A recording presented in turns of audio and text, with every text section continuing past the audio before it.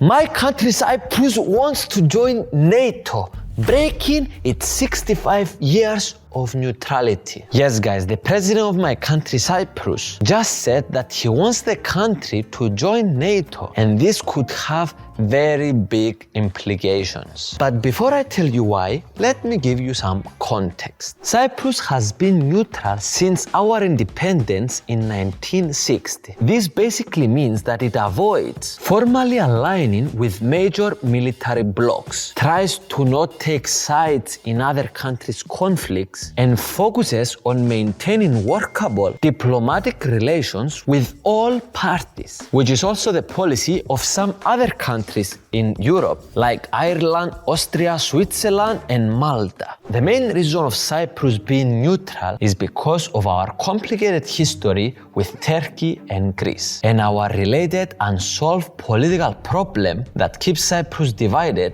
till today. Beyond this, a second reason is also our geographical location, as Cyprus is the biggest island in the sensitive region of Eastern European Mediterranean, and actually is the only European country in the Middle East. But now the president of Cyprus, Nikos Christodoulidis, wants things to change by joining the big military alliance, NATO. And you might say, why on earth my country wants to join NATO now? Well, let's first remember what is NATO. So, the North Atlantic Treaty Organization, more commonly known as NATO, is a big military alliance of 30 countries in Europe, plus Canada, and of course the United States, which is clearly the central and more important of all. The main idea of NATO is to have a collective security, meaning that if one NATO country is attacked by a third country, all other NATO countries will go to defend it. Actually, NATO was created by the end of World War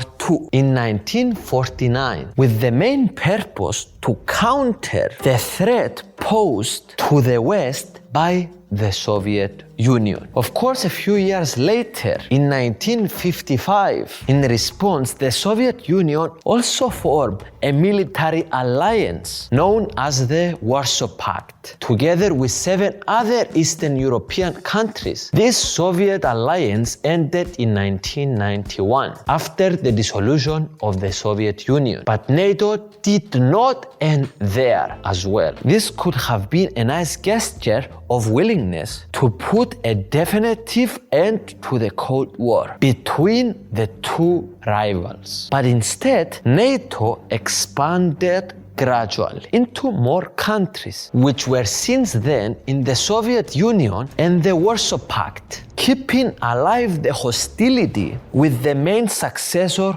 of the Soviet Union, which since 1991, of course, is Russia. And till to this day, NATO presents itself as the tool of Europe and North America, the West, into defending itself, mainly from Russia and China. But of course, if we want to be more critical, we can say that NATO is a tool of its leading power, which obviously is the United States, with the goal to dominate the geopolitical world order. This sounds like a big statement, but if we see the recent history, the US, with the support of their European allies, have bombed many countries and overthrown several governments across the world in the name of freedom and democracy. Until today, we see similar behavior from the United States with countries like Venezuela, or even with EU territories like Greenland. In any case, you might say that despite of any flaws of NATO, Cyprus will want to join NATO because there is a country with high chances to attack us. And this, of course, is our neighbor,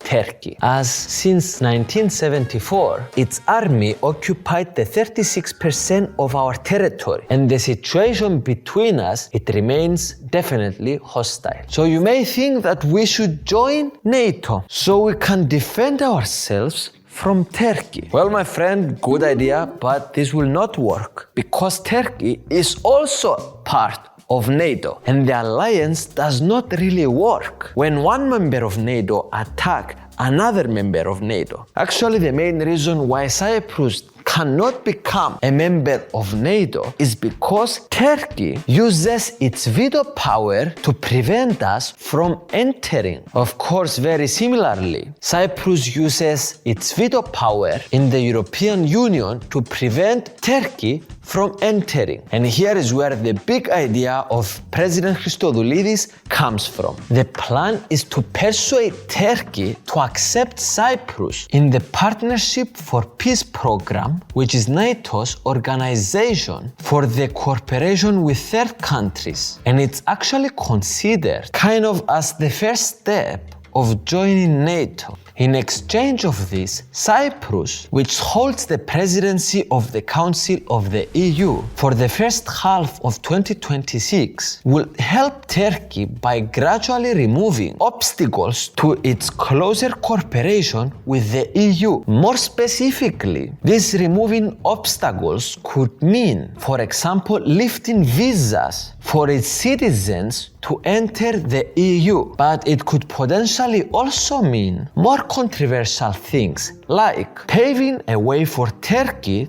to access funds from the SAFE program, which is a €150 billion fund from the EU created to buy weapons and defense-related investments. This is certainly not confirmed, but if this would happen, it will be weird that despite Turkey is occupying our country, we might actually somehow contribute to the idea of starting to buy weapons from them. And on top of all of this, we shouldn't dismiss the possibility that the future developments in geopolitics, like for example a possible after effects of a future settlement of the Ukraine problem, or a possibility of worsening of the relations between the EU and the US, for example over Greenland, NATO could soon come to an end. Or another scenario is becoming a reality that the United States is focusing